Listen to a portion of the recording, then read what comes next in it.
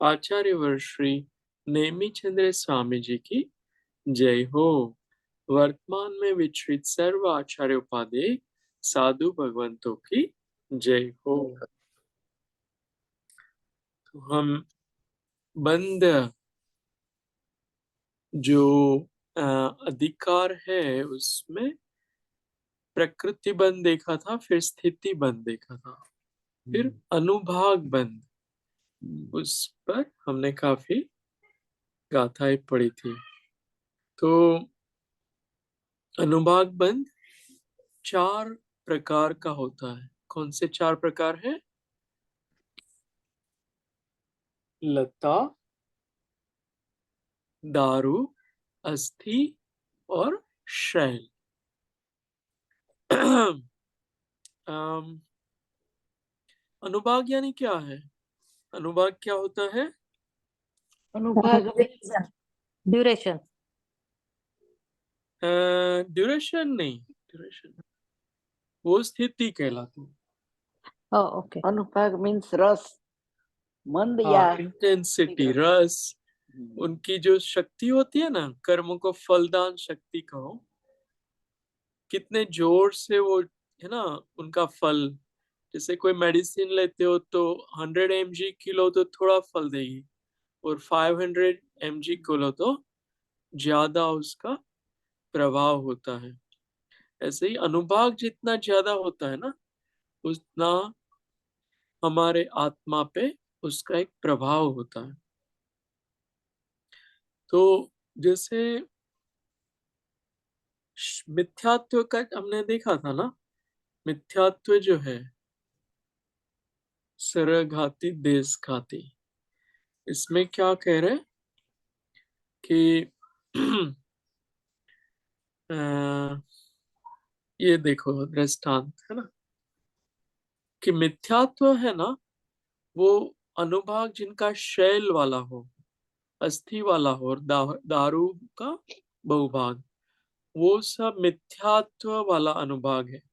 कर्म तो एक प्रकार के है उसमें दर्शन मोहिनी में, लेकिन बहुत ज्यादा अनुभाग हो, इंटेंसिटी हो, तो श्रद्धान को घात देता है। आत्मा का जो श्रद्धान गुण है उसका घातक होता है। तो वो अनुभाग जो है वो अस्थि और शैल। अस्थि यानी क्या? हड्डी, हड्डी। शैल यानी पत्थर। पत्थर। तो वो कितने कठोर होते हैं, हड्डी और उससे भी ज्यादा कठोर पत्थर होते हैं। उसकी उपमा यहाँ दी है कि उसका मिथ्यात्व कर्म है, उसमें जो कर्म का अनुभाग है वो हड्डी और शैल जैसा इतना ज्यादा कठोर होता है। लता जैसा नहीं होता। लता यानी वेल, लता, वेल। हाँ वेल, बेल होती है ना जो, तो वो आप मोड़ सकते हो उसको, है ना। लेकिन इसको अस्थि शैल अधिक इतने कठोर होते उसको मोड़ नहीं सकते, तो उसका अनुभाग कम होता है लता का। तो सम्यक तो प्रकृति है, उसमें जो कर्म का अनुभाग है वो इतना कम है कि आत्मा के श्रद्धान गुण का घात नहीं करती हो, है ना। और दारू है, उसमें 3 अलग अलग भाग बताए हैं दर्शन मोहनीय में, कि जो दारू का एक भाग है वो सम्यक प्रकृति वहां वो अनुभाग वाली हो सकती है, और बीच में जो दारू का जो अगला अनंतवा भाग है उसमें मिश्र दर्शन मोनी है ना। थोड़ी समीचीन श्रद्धान भी है और थोड़ी असमीचीन श्रद्धान। हाँ, वो मिश्र सम्यक्त्व सम्यक्त मिथ्यात्व मोहनीय, दूसरा नाम मिश्र प्रकृति है। वो बीच में जो बताया है ना, बीच वाला सर्कल, वो वाला, और उसके बाजू वाला जो राइट वाला सर्कल है वो सब मिथ्यात्व वाला अनुभाग है। तो इस तरह से अब चाहे ज्ञानावर्णीय कर्म हो, दर्शनावर्णीय, मोहनीय, अंतराय, इन सब में यही व्यवस्था है। जितना ज्यादा अनुभाग होगा उतना वो ज्यादा आत्मा के गुणों को घातता है। है ना, आत्मा के गुणों को प्रकट नहीं होने देता। ये विषय हमारा चला था। ठीक है ना, समझ में आ रहा है ना? हाँ। ओके, फिर आगे की गाथा देखते हैं। आवरण देश घातम अंतराय संजलन पुरिस सत्तरसम चतुविध भाव परिणद्दा त्रिविधा भावाहु से साणम। क्या कह रहे हैं कि आवरण, आवरण यानी ज्ञानावरणी दर्शनावरणी। हाँ, कर्मों के आवरण। हाँ, और देश घातम, देश देश, घाती। देश घाती। हाँ, और अंतराय, अंतराय। अंतराय लिखा है ना? हाँ, ज्ञानावरणीय दर्शनावरणीय, वो बता रहे हो 7 प्रकृतियां, देश घाती की 7 प्रकृतियां, देश घात और अंतराय की 5, और संज्वलन, संज्वलन और पुरिस, पुरिस यानी पुरुषवेद, ऐसी 17 प्रकृतियां है ना। आवरण जो है देश खाती, ज्ञानावणी दर्शावणी की 7, अंतराय की 5, और पुरुषवेद 1, संज्वलन की 4, ऐसे 17 प्रकृतियां हैं। चतुर्विध, चतुर्विध यानी 4 तरह से, भाव परिणता, 4 प्रकार के भाव रूप परिणमन करती है ये प्रकृति। कौन से 4 प्रकार है इसमें? 4 प्रकार बताए, चतुर्विध भाव, चारों तरह भाव रूप परिणमन, यानी क्या है? दारू, लता, दारू, अस्थि और शैल, ये चारों है ना, चारों रूप से। फिर कह रहे त्रिविधा भावा हूं शेषाणम, बाकी जो भाव है, बाकी सब प्रकृतियां 3 तरह के परिणमन होते हैं, केवल लता रूप परिणमन नहीं होता। क्या कह रहे इसमें? ज्ञानावरण की कौन सी 4 बताएंगे? ज्ञानावरण की 4 कौन सी प्रकृति है जो? मति, श्रुत, अवधि और केवल।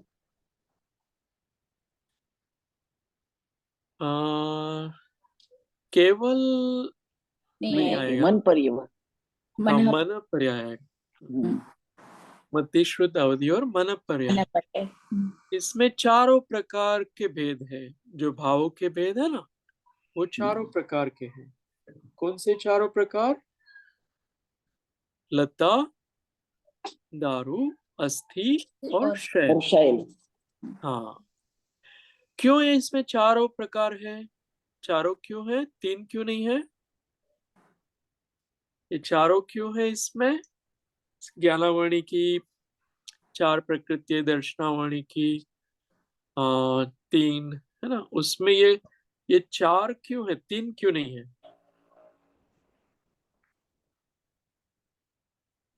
3 क्यों नहीं है?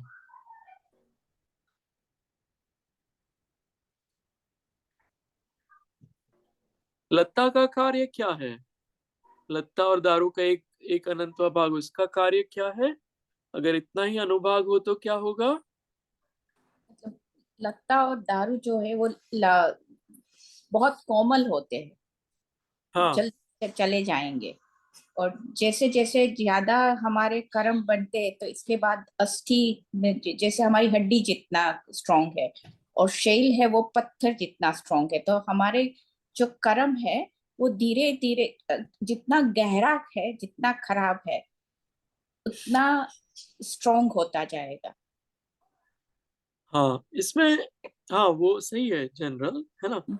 इसमें ऐसा कहेंगे कि लता जो है ना वो देशघाती प्रकृति है, उसका अनुभाग है ना वो देशघाती है, तो आत्मा के गुणों को वो सर्व रूप से घात नहीं करेगी। जैसे मति ज्ञानावर्णीय कर्म है, उसमें लता के भी स्पर्धक है, तो वो हम देख पा रहे हैं ना चक्षु आदि से, तो उसमें लता वाला चल रहा है, वो देश खाती है। और केवल ज्ञानावर्णीय कर्म के जो स्पर्धक होते हैं ना, जो अनुभाग कहेंगे स्पर्धक, वो ये अस्थि शैल वाले ही होते हैं। वो या तो आपको केवल ज्ञान होता है या नहीं होता है, वो आवरण हट गया ना जो अस्थि शैल का, तो पूर्ण रूप से केवल ज्ञान हो रहा है, समझ रहे।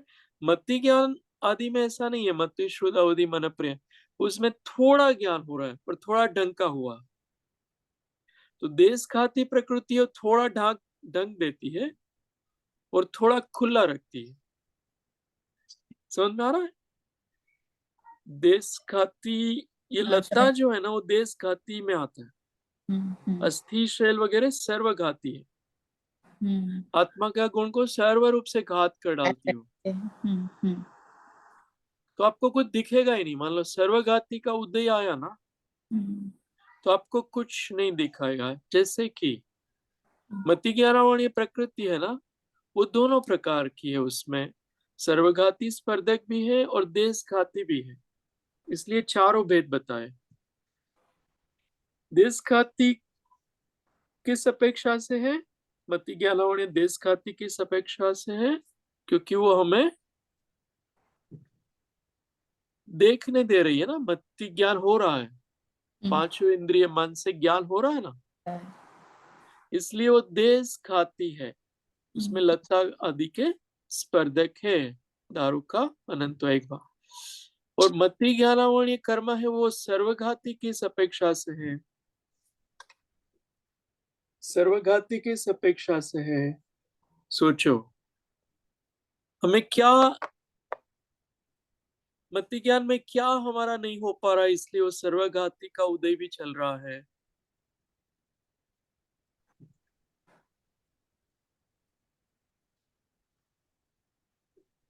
सर्वघाती का उदय क्यों कैसे पता चलेगा कि सर्वघाती का भी उदय चल रहा है और देशघाती का भी चल रहा है, अथवा तो लता का भी चल रहा है और अस्थि का भी चल रहा है।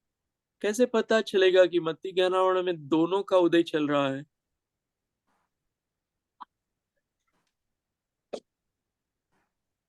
मिश्र है ना। हाँ मिश्र है, लेकिन कैसे पता चलेगा, हमें कैसे पता चल रहा है कि ये देशघाती का उदय है और ये सर्वघाती का उदय है। जितना दिख रहा है वो सर्वघाती का उदय है या देशघाती का उदय है, देशघाती।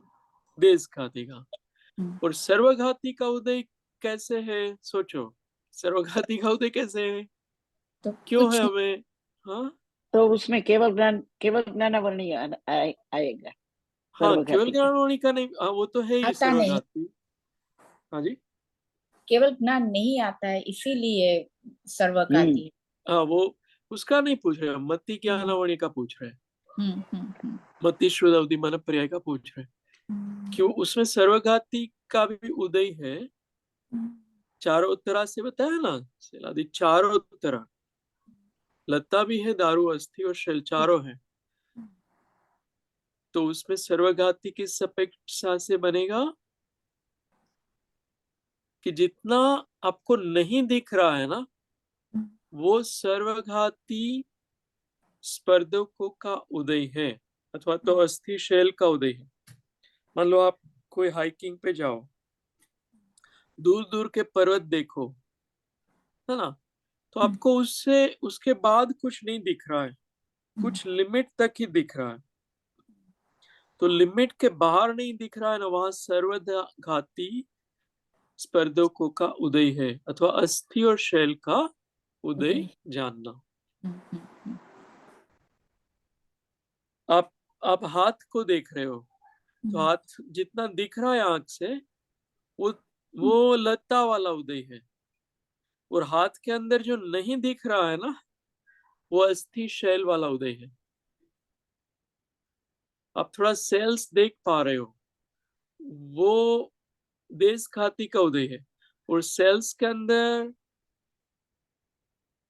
न्यूट्रॉन है, प्रोटॉन क्या बोलते हैं, इलेक्ट्रॉन, प्रोटॉन, वो देख नहीं पा रहा है ना, वो सर्वघाती का उदय है, इसलिए देख नहीं पा रहे।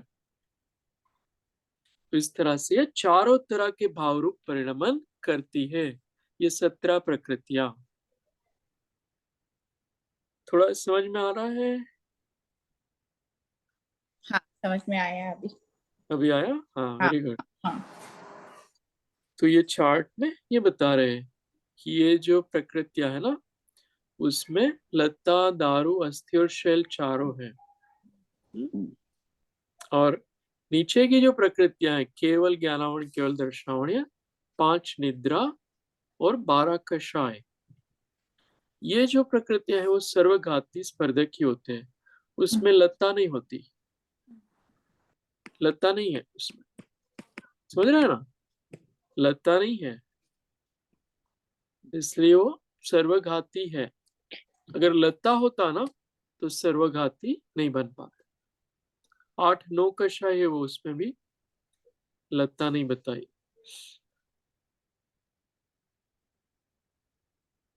लेकिन दारू है, ये सर्वघाती, दारू का एक अनंतवा भाग है, वो सर्वघाती नहीं है, इसलिए उसको रखा है ना। और इसमें दारू है ऐसा लिखा है, इसमें लत्ता दारू, ये चेक मार्क है ना, वो अच्छा है। ये है, इसका अर्थ ये होता है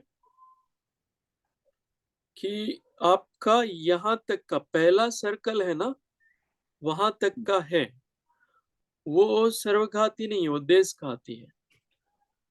इसलिए ये जो भाग में चेक मार्क है ना, वो देशघाती है। लेकिन चेक मार्क नहीं हो, ये सर्वघाती में आ जाएगा, ये भी सर्वघाती फिर हो जाएगा, ऐसा लेना। खैर है ना। तो ये ज्ञानावणी में देखा ना, ऐसे निद्रा में कैसे आप घटाओगे? निद्रा में सर्वघाती है ये प्रकृति निद्रा, वो आपको कैसे पता चलेगा कि ये सर्वघाती प्रकृति है?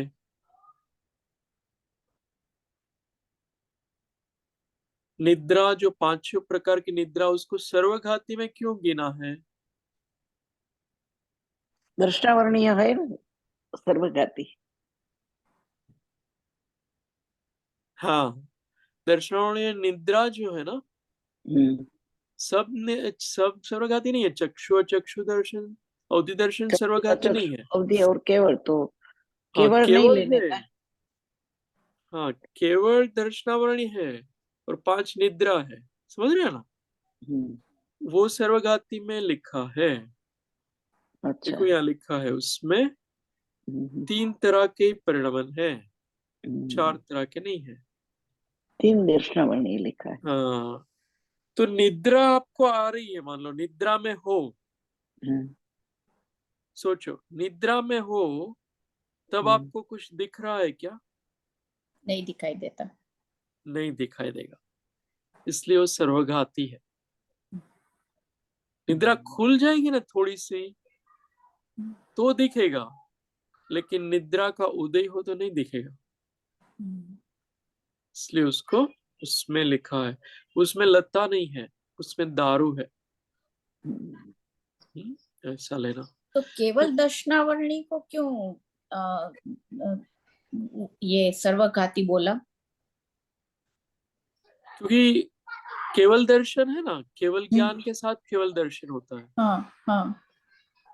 तो जब ये कर्म का क्षय हो जाएगा ना, केवल दर्शनावली, तब केवल ज्ञान होगा और केवल दर्शन होगा, तब तक होगा ही नहीं। वो सर्वरूप से केवल दर्शन का घात हो रहा है हमारा। हमारा कभी भी ऐसा नहीं हो रहा है कि केवल दर्शन हो रहा है, थोड़ा हो रहा है, मतलब या तो पूरा होगा या तो नहीं होगा, इसीलिए उसको सर्वघाती बोला है। हाँ हाँ, उसको और थोड़ा समझो। जैसे मति ज्ञान, ये आंख से तो कुछ दिख रहा है, ठीक है, तो मति ज्ञानावणी है वो तो ठीक है, देश खाती है, लेकिन केवल दर्शन जो है ना, वो हमारा संपूर्ण रूप से ढंका हुआ है, वो थोड़ा सा भी नहीं हो रहा है, थोड़ा सा भी नहीं हो रहा, तो वो वहां पर देशघाती प्रकृति है ही नहीं उसकी, उसकी सर्वघाती प्रकृति ही है। समझ गए। उसका उदय चल रहा है, सर्वघाती का ही निरंतर उदय चल रहा है। केवल दर्शनावण्य, केवल ज्ञानावण्य, वो सर्वघाती है, ऐसा लेना है ना।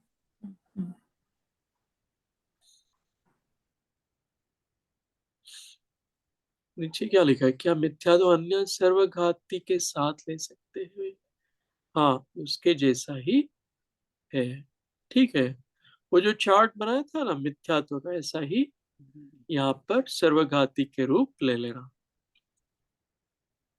ऐसा बोल रहे। दारू का जो लास्ट वाला भाग था ना, बहुभाग जो लास्ट में, और फिर अस्थि और शैल, वो सब सर्वघाती स्पर्धकों के भेद है। दारू का जो बहुभाग, अस्थि और शैल, वो सब सर्वघाती प्रकृतियां के स्पर्धक है। अब ये बताओ, ये 12 कषाय ले लो, कौन से 12 कषाय? अनंतानुबंधी, अप्रत्याख्यानी हाँ, और प्रत्याख्यान। उसको सर्वघाती किस अपेक्षा से बोला है? उस सर्वघाती आत्मा का कौन सा गुण है उसका घात करेगा?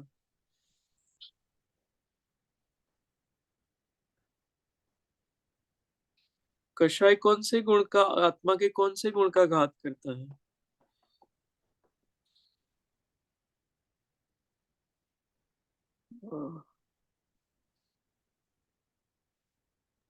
सम्यक ज्ञान में नहीं रहने देता ना। नहीं, कषाय कौन से गुण से जुड़ी हुई है आत्मा? जैसे ज्ञानावरणीय है वो ज्ञान से जुड़ी है, दर्शनावरणीय दर्शन से जुड़ी हुई है ना। ऐसे कषाय कषाय मोहनीय, जो है वो, हाँ मोहनीय, मोहनीय। हाँ, मोहनीय तो कर्म का नाम है, चारित्र मोहनीय कषाय का नाम है ना।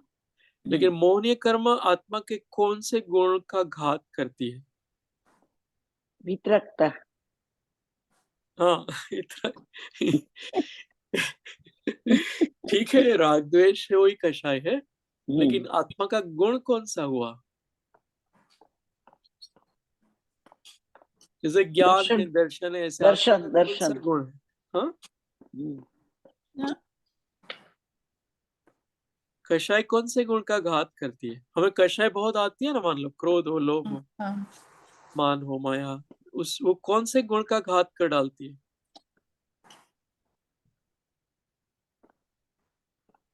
सम्यक दर्शन। वो दर्शन मोहनीय है, कषाय नहीं, चारित्र मोहनीय कषाय है। हम्म कषाय चारित्र मोह कौन से गुण का घात करेगी?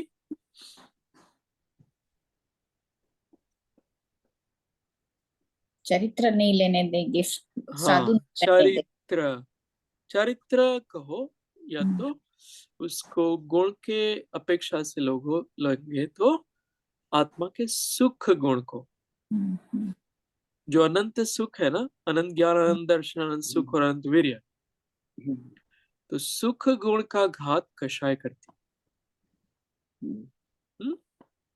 जो अनंत सुख है, या तो अब वितरागी हो तब जो सुख मिलेगा ना, वो कषाय के अभाव से मिलता है। जब राग द्वेष नहीं और जो सुख मिलता है वो कषाय के अभाव से, तब कषाय कर्म का उदय नहीं है। तो वो यहाँ पर अपन संयम से जोड़ेंगे कषाय को, कि वो ये 12 कषाय संयम नहीं लेने देगी, महाव्रत अंगीकार करने नहीं देगी, सम्यक चारित्र धारण करने नहीं देगी, है ना। चारित्र से सुख मिलता है, वो सुख का घात करती। हाँ। और 8-9 कषाय वो किंचित रूप से कषाय जैसा कार्य करती। किंचित रूप यानी अल्प रूप से। फिर आगे की गाथा देखते हैं। अवशेषा पयडी ओ अगाधिया घादियाण पड़ी भागा ता एव पूर्ण पावा शेषा पावा मुणे यव्वा। क्या कह रहे हैं? अवशेषा बाकी रहेला बाकी, हाँ, पड़ी पयडियो, पयडियो नी प्रकृति प्रकृति, अगाधिया, अघाती कर्म हाँ घाती, और घादियाणा, घाती कर्म हाँ घाती जैसा, परिभाग, परिभाग यानी प्रतिभाग हाँ प्रतिभाग प्रतिभाग। फिर ता एव पूर्ण पावा यानी पुण्य અને अघात्य પાપ રૂપ कर्म है वो પૂર્ણ અને पूर्ण પાપ રૂપ और पाप रूप है। शेषा पावा, पावा यानी बाकी हाँ बाकी पाप रूप है। मूणे यव्वा, बाकी की प्रकृति जो है ये सब पाप रूप है। क्या कह रहे इसमें कि इसमें भी ये लता दारू अस्थि शैल है ना, उसके जैसे ही इसमें प्रतिभाग होते हैं 3-4 आदि, तो उसमें वो बताएंगे अभी पुण्य पाप रूप।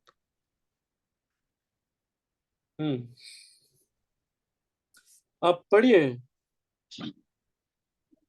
वीना जी, आप पढ़िए। अघातिया कर्म की प्रकृतिया घातिया कर्म की तरह प्रतिभाग युक्त जानना। अघातिया कर्म की प्रकृति पुण्य और पाप रूप है। घातिया कर्म की सारी प्रकृतियां पाप रूप भी है। हाँ, घाती कर्म है ना, कौन से घातिया कर्म है? ज्ञानावली दर्शनावली मोहनी अंतराय हाँ, ये कैसी है? पाप रूप पाप रूप ही है सब।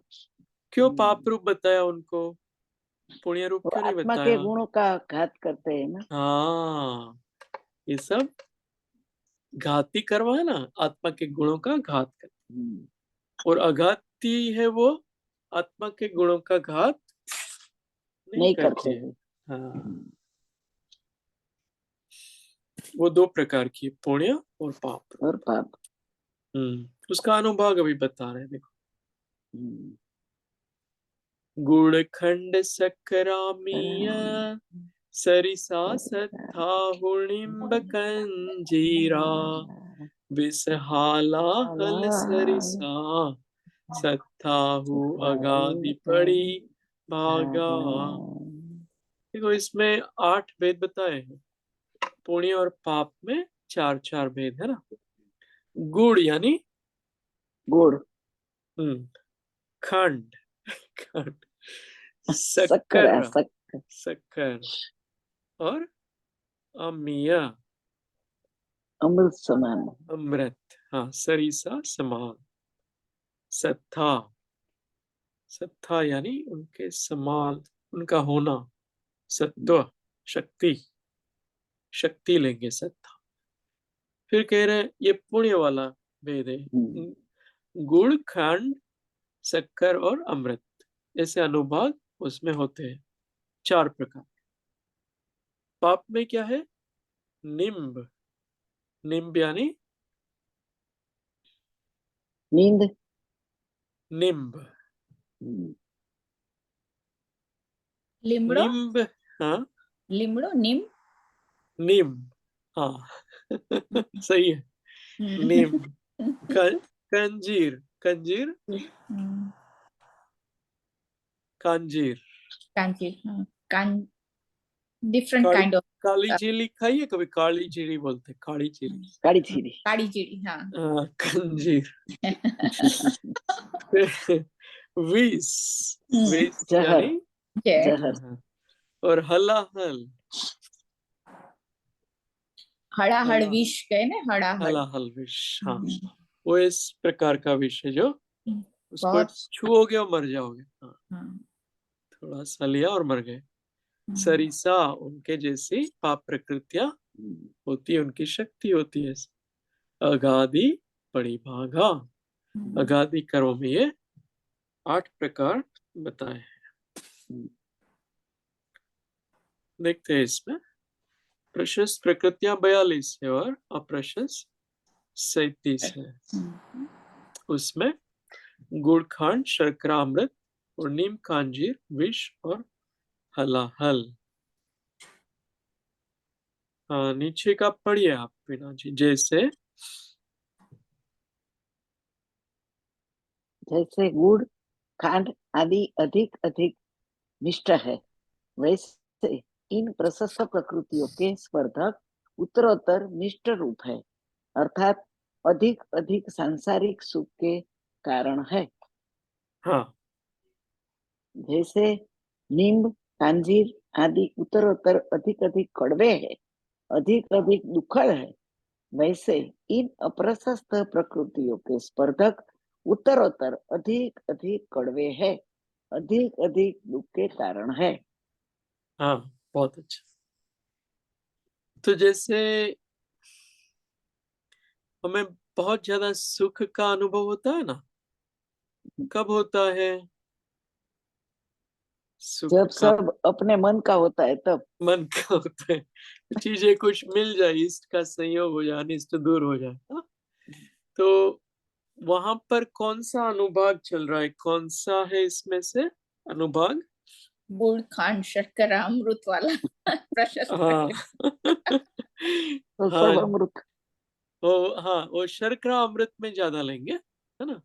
सामान्य रूप से तो गुड़ खांड चलता है और शर्करा में अधिक खुशी होती है, साता मिलती है, अधिक साता, है ना। या यश कीर्ति का उदय हो, उच्च गोत्र का उदय आ जाए, सुभग का, आदि का, ऐसे आदि का। शुभ, हाँ शुभ कर्मों का उदय होता है ना। कोई हमें प्रशंसा हमारी करे, हमारी बात को स्वीकार कर ले, है ना, वो सब ये शर्करा अमृत में आ जाएगा।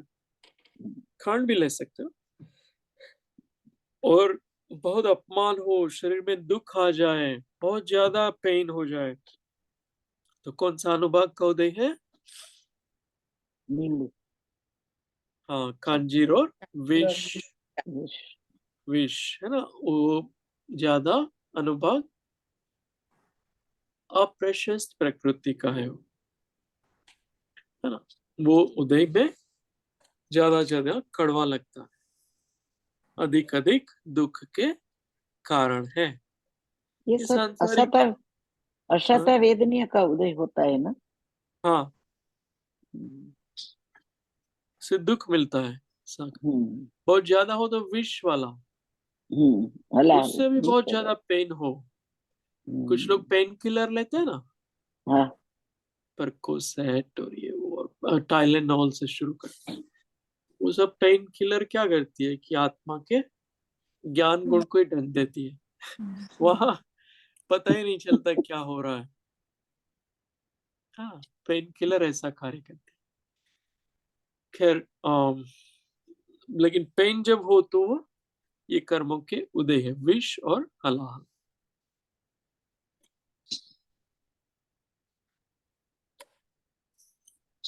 हाँ, ये दोनों प्रकृतियों के अनुभाग बताए हैं। गुड़ खांड शर्करा और अमृत। मात्र गुण रूप अथवा निम्न रूप अनुभाग वाले स्पर्धक नहीं पाए जाते, ऐसे कॉम्बिनेशन में ही स्पर्धक होते हैं। तो ये अनुभाग वाला प्रकरण यहाँ तक है। इसमें कुछ भी समझ में नहीं आया हो तो बताओ। सिंपल था ना एकदम। अभी नेक्स्ट वाला टॉपिक है ना, वो प्रदेश बंद है। अनुभाग बंध के बाद प्रदेश बंध। प्रदेश बंध वो विषय यहाँ से शुरू होता है। वैसे प्रदेश बंध किसे कहेंगे? प्रदेश बंध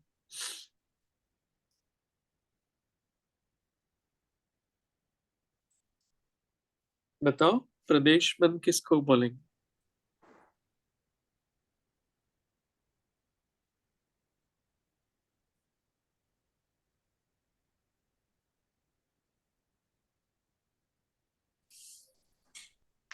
प्रदेश बंध यानी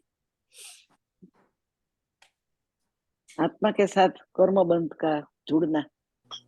हाँ, कर्मरूप जो पुद्गल है ना, सब परमाणु, हाँ, वो आत्मा के साथ संश्लेष संबंध होना। संश्लेष संबंध यानी कैसा संबंध? क्षणिक। दूध और पानी जैसा, जो एक दूसरे से एकदम घुल मिल गए है ना, एकदम अलग नहीं कर सकते उस दोनों को। ऐसा आत्मा और कर्मों का संबंध जो है प्रदेशों से, वो संश्लेष वाला है, एक दूसरे में घुल मिल गए हैं। उसको जैसे कपड़े अपन बदल लेते हैं या शरीर बदलते हैं, ऐसे कर्मों को हम बदल नहीं सकते। समझ रहे ना? उसे संश्लेष संबंध कहते हैं। वो एक में एक हो गए हैं, कर्म और आत्मा। आत्मा। भैया संश्लेष संबंध में एक क्षेत्र अपगाय संबंध होता है, तादात्म्य संबंध में एक में एक पना होता है। संश्लेष संबंध मतलब एक क्षेत्र अपगाय है, क्योंकि वो आत्मा से अलग हो जाते हैं। आत्मा अलग, कर्म अलग, अपन को प्रत्यक्ष दिखाई देते हैं।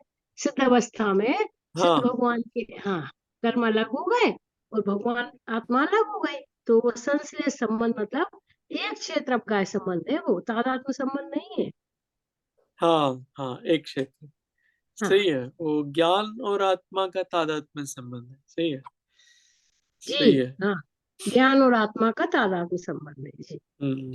सही है। एक दूसरे को कभी भी जुदा नहीं होते, वो साथ में ही रहते। गुण होते हैं ना जो द्रव्य के, उनका संबंध तादात्म्य होता है। और दो द्रव्यों के बीच में एक क्षेत्र अवगाहन हो, वो संश्लेष संबंध है। यहाँ लिखा है देखो, जीव अपने प्रदेशों के द्वारा एक क्षेत्र में स्थित कर्म रूप होने के योग्य कर्म वर्गणा सादी अनादि अथवा उभय रूप पुद्गल द्रव्य को मिथ्यात्व आदि के निमित्त से बांधता है। इस तरह से संश्लेष संबंध होता है। बताया आज। अभी ये जो प्रकरण चलेगा ना, वो प्रदेश बंध का है।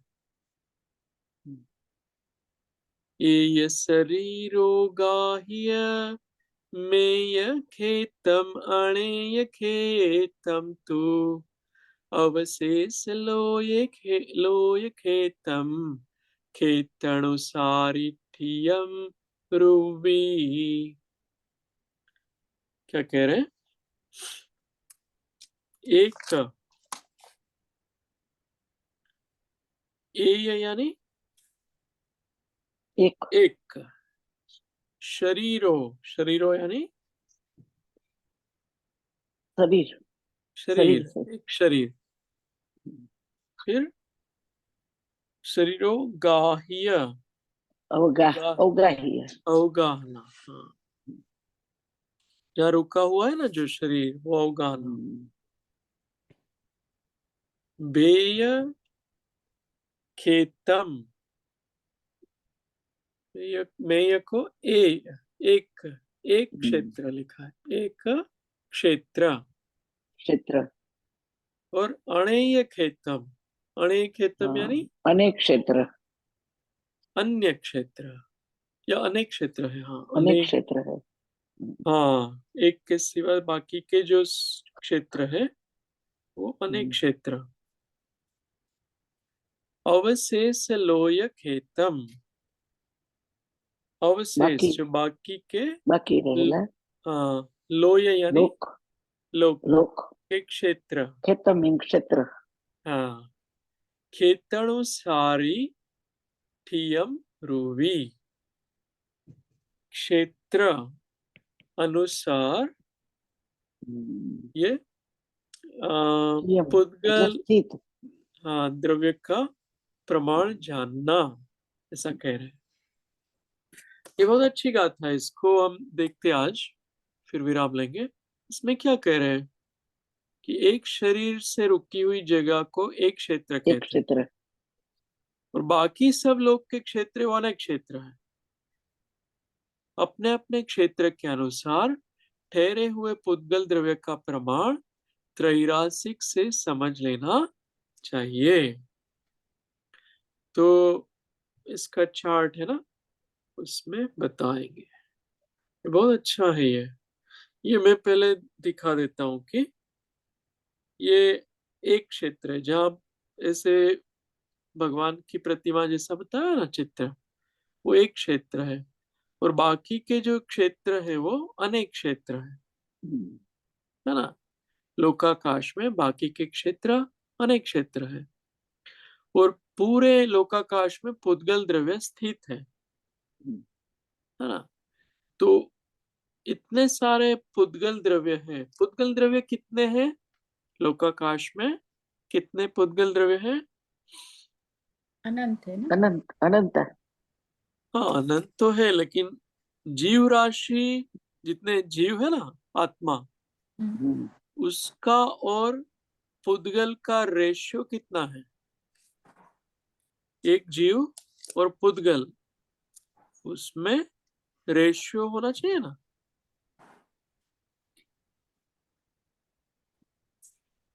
मतलब कितने ज्यादा पुद्गल है जीवों से? Infinite right.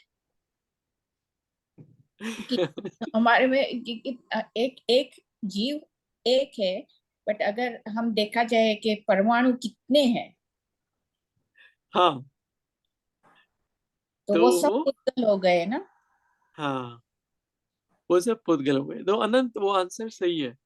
उसमें यहाँ पे जो काउंटिंग आएगी ना, वो 16 जीव राशि से अनंत गुणा पुद्गल है ऐसा बोलेंगे। जीव राशि कितनी है? 16 है। 16 है ना। किस तरह से 16 है?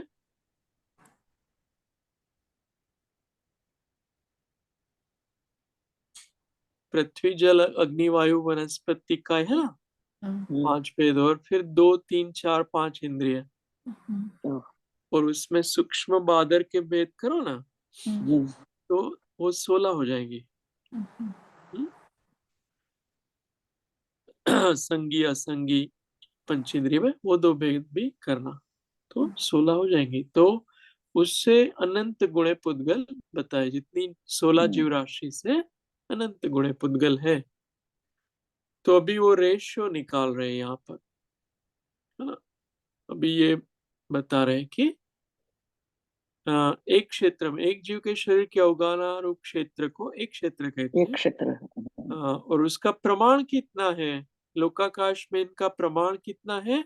एक शरीर का, एक क्षेत्र का घनांगुल का असंख्यातवा भाग उतना शरीर का प्रमाण होता है। हमारे शरीर का नहीं, एवरेज किया है यहाँ। जितने अनंत अनंत जीव है ना, उसका एवरेज कर लिया। कितना? घनांगुल का असंख्यात भाग। अपनी घनांगुल होती है ना, अंगुल जो है ना, उसका असंख्यात भाग करो, असंख्यात भाग करो ना, तो एक भाग जो है वो एक क्षेत्र गिना है। और एक क्षेत्र को छोड़कर लोक का शेष सर्व क्षेत्र अनेक क्षेत्र कहलाता है।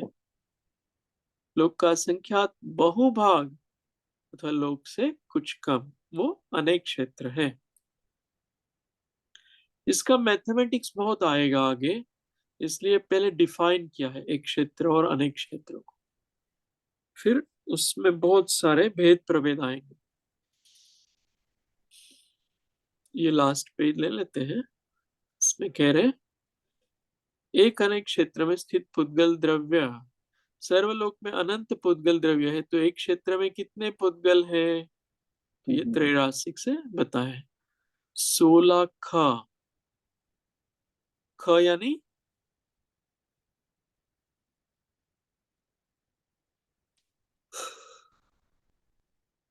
यानी अनंत पुद्गल राशि है, सॉरी, जीव राशि 16 है और पुद्गल उससे अनंत गुण है जीव राशि से, और उसे घनांगुल के असंख्यात भाग से मल्टीप्लाई किया तो 16 ख डिवाइड बाय असंख्यात, अर्थात सर्व पुद्गलों का असंख्यात भाग एक क्षेत्र में है और असंख्यात बहुभाग अनेक क्षेत्र में है।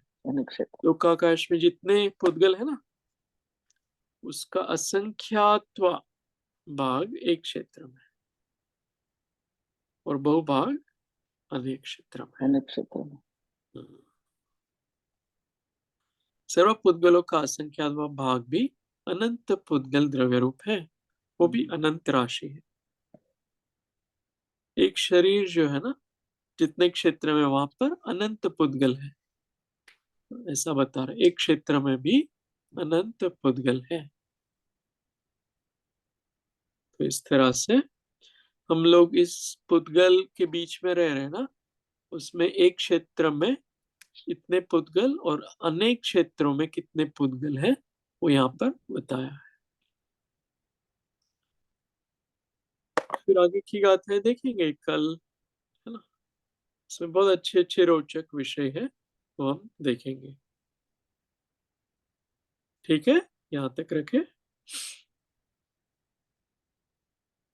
जावाणी के ज्ञान से सूझे लोकालोक, सुवाणी मस्तक नमो सजा दे तू दो। हे जिनवाणी भारती तो है जपु दिन रैन, जो तेरो शरणाग्रहे सो पावे सुख चैन।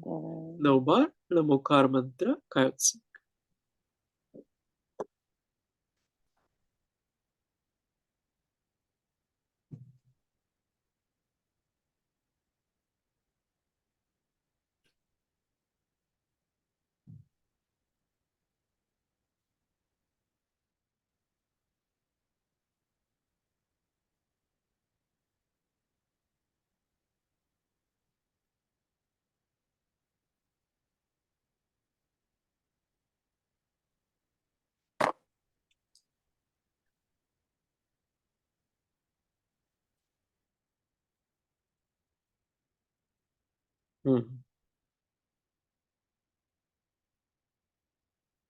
जय जिनेन्द्र। जय जिनेन्द्र।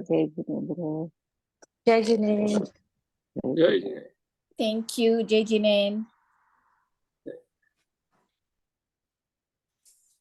कल मिलते हैं। कल मिलते हैं। प्रणाम।